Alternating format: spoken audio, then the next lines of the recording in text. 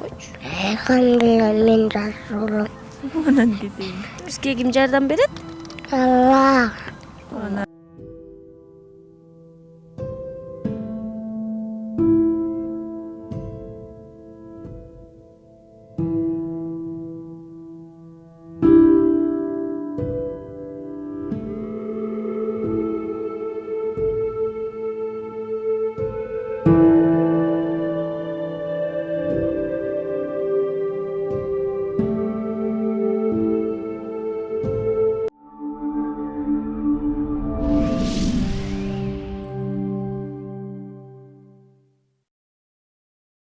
Саламатсыздарбы, урматтуу биздин каналдын катталуучулары.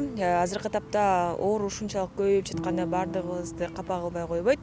Бүгүн дагы биз дагы бир кичинекей бөөбүздүн оорусу тууралуу, тактап айтканда аккан оорусу менен алышып жаткан кичинекей инебиздин акыбалын сурап, ага азыркы тапта эмне жардам керек болуп жатканын сурайлы деп келдик. Бирок чындыгында балдар онкология бөлүмүндө тартууга мүмкүнчүлүк болгон жок, уруксат берген жок. Өздөрүнүн жашаган үйү жок болгондуктан дагы ушул кенен эс алуу жайлардан тартканга туура келип калды.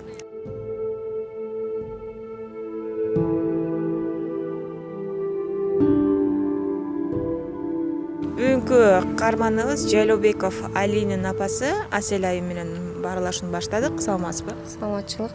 Келиңиз эжеке, бүгүн дал ушул Алинин оорусу тууралуу азыркы тапта мынакей жогоруда айтып калдык. Бул жакта өзүңүздөр жашаган үйүңүздөр дагы жок, Бул жакта өзүбүз квартирада турабыз. Мен ушу Жайлообеков Алинин апасы болом. Балам 2018-жылы 10-сентябрда төрөлгөн. 2020-жылы декабрь айында балам ооруп калды. Анан больницага алып барганбыз. Алып барсак гемоглобин түшүп кетти 46-га. Эмеге баргыла деди, жалдагы детский гематологияга баргыла деди. Ал жака барсак, ал жактан дагы ушу онкологияга жиберди да, детский онкологияга барып анализ тапшырып койгулачы, что-то подозрительно болуп атат деп. Ал жактан онкологияга барып, костный анализ алышты. Анализ алып, баламды ушу аккан деген диагноз коюшту. Острый лимфобластный лейкоз деп айтылат экен. Андан бери 1 жылдан бери ушу онкологияда дарыланып келдик. Балам химиотерапия жолу менен. Ал жактан ушу акыркы лечениябыз бүтөйүн деп калган маалда кайра ушу рецидив болуп калды деди да. Ушу кайра кайталанып калды баланыкы. Бул жактан болбойт. Акча каражатыңар топтоп алып ушу эмеге Турцияга барып пересадка костного мозга кылдырышыңар керек деди да. Анан ошого өзүбүздүн анчалык көп суммада каражатыбыз жок болгондуктан кайрымдуу элдерибизден жардам сурайлы деген ойдо болдук да. Ушу жалпы кыргыз эли менен уулумдун өмүрүнө кайдыгер карабаган жалпы инсандардан жардам сурайбыз. Айжа, оорунун белгилери кандай болот экен? Эмнелерден кыйналып атат азыр? Мисалы үчүн өзү кичинекей эле мынакей томпойгон эле балаңыз бар экен. Баламдын оорунун белгилери биринчиден балам шалдырап эле жатып калган да. Баскысы келбейт, баспай, тамак ичкиси келбей, температура болуп, анан мурду канап. Анан биз деген ушу буту ооруп атат экен деп эле 3-чү эмеге барганбыз да, 1-чи больницагачы.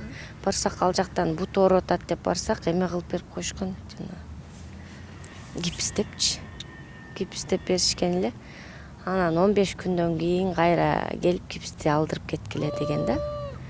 Анан биз ошол эле оору окшойт, буту эле окшойт деп жүрсөк, андан кийин ушу денелери көгөрүп калып атты.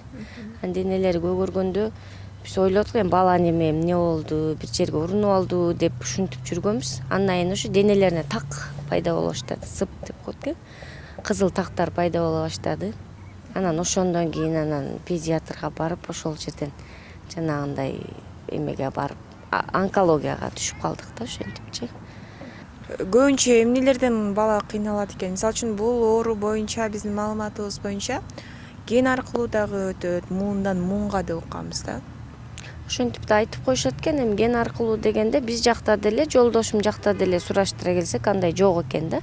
Анан муну айтат, врачтар да толук момундан болду деп айта албайбыз дешти да. Анткени деген бала катуу чочугандан болушу мүмкүн дейт да, катуу жыгылып кеткенден. Аябай катуу көз тийгенден да болушу мүмкүн дегендей бир эмелер бар экен. Анан толук ушундан деп айта алышпайт экен эч кимиз. Мисалы үчүн үйдөн азыр эми бала деген оюнга тойбойт да, анан кийин ойногондору, тамак ичкендери кандай? Бул деген ушу химия алгандан кийин бала кыйналып калат да. Анын эмелери, анализдери түшүп кетет. Анализи түшүп баягы шалдырап, кусуп ушинтип калат да. Анан кичине кайра анализи көтөрүлүп, кичине эметкиче химияны токтото турушат врачтар. Анан костный анализди алып турушат. Химия коюп бир эме бүткөндөн кийин кайра кандай результат болду дешипчи. Ошондо наркоз алат да, балачы наркоз алып, жана анткенде аябай капризный болуп калат экен. Жинденип эле турат да, нервный болуп калат экен да балачы. Ошондой анан Мисалы үчүн айтып койбодуңуз химия алат депчи, ал химия бекерби, мамлекет тарабынан же ага да кандайдыр бир каражат төлөйсүздөрбү? жок, химиясы бекер. Бул детский онкологическийде химияны бекер кылышат. Анан башка бир ошо эмеде кээде жок болуп калган маалда ата-энелер өзү сатып алганга эме болобуз да. Канча сом болот ал? 7000ден деп атышат. Эми мен точносы мен эме сатып алып көрө элекмин химиянычы. Анан башка мындай жетпеген дарылар. Анан жана эме болгондо химия алгандан кийин балада ошо ооздору стоматит болуп көбүнчө кыйналат. Ошолорго дарысын, наркотиксин алабыз да. Мындан башка дагы 2 балаңыз бар, Мындан башка 2 балам бар. 19 жашта кызым бар, 12 жаштагы балам бар. Бул кичинекей. Бул эң кичинекейбиз. Төрөлгөндөр жакшы эле болчу. 2 жашка чейин жакшынакай эле жүргөнбүз. Анан ушуларга билбейм эмне болуп калдык. Азыркы тапта өзүңүздөр балыкчыда жашайсыздар, бул жакта батирдесиздерби? Балыкчыда ошо эме жолдошумдун үйү бар, балыкчылыкта эмеси атасы. Анан өзүбүз азыр бул эмеде эле Бишкекте эле квартирада турабыз. Эмне жумуш кыласыздар? Мен өзүм шведа иштечимин. Жолдошум таксовайт. Анан азыр балага карап мен иштебей калдым, үйдөмүн. Анан жолдошум дагы ошол эме балыкчыга кеткен азыр. Ушу үйдү продажага коем депчи. Продажага коюп, реклама кылып келейин деп кетти эле ошо. Билбейм аныбыз качан өткөн маалда деле ал суммага жетпейт экен да биздин каражатыбызчы. Жалпы канча сом керек болот ошондо? Ошондо $85,000 деп эме кылып атышат. Мынакей азыр көпчүлүк эле көрүп алып, азыр жашынакай эле отурат го, жашынакай эле күлүп атат го, тамак ичкени жакшы экен го деп да ойлошу мүмкүн да. Бирок бул оору иштен жей берет экен да. Ошо бул балдарды сыртынан көргөндө чындап элдер ишенбейт да. Жакшынакай. Анан мен деле ушинтип туугандарыбыз даже ойлонушат да, мындай али жакшынакай эле турат го, сен эмнеге эле ыйлап атасың, эмнеге эле переживать этип атасың, жакшынакай эле турбайбы балаң депчи. А бул деген иштен жейт экен да жанагы эмечи. Билбейм, сөз менен айтып жеткизе албайм, аябай жаман эмеде турам. Мисалы үчүн азыр биз дал ушул оорукананын ичинен барып тарталы десек бизге уруксат беришкен жок. Себеби эмне болду? Сиз суранып көрдүңүзбү ушул жактан тарталы деп? Суранып көрдүм, заведующийден сурандым. Анан ал жактан эме кылышты. Директор, чечеттеп директорго жолугуп сурашса, министерстводон уруксат керек бизге дешти. Анан министерстводон кайра заведующийден сурадым. Эмне болду, уруксат бериштиби десем, понедельник уруксат жообун айтабыз дешти деди да. Анан понедельникке чейин болгондо мен ошо бир жумадан бери суранып келатам ошол нерсеничи. Анан понедельникке чейин дегенде мен баламдын уже эмеси өтүп атат да, күнүч. Ушу Турцияга баргыла дегенден кийин эле уже 1 айга жакындап калды, өтүп кетти да. Бизде 2 ай, 2,5 айдын ичинде деген, бирок колдон келишинче эртерээк аракет кылгыла деген да. Канчалык бала ушундай жакшынакай состоянияда барса, ошончолук жакшы деген да. Кичине бир эме возможность көбүрөөк болот дегендей кылыпчы.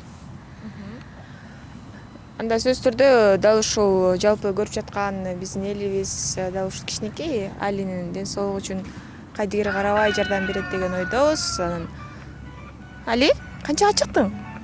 Айтып койчу эже. Канчага чыктың, Али? 3-кө чыктым. 3'e çıktım. Кат айт. 3'e çıktım. Мага телефон берчи. Мен ойноп турайын, Ата кана ата?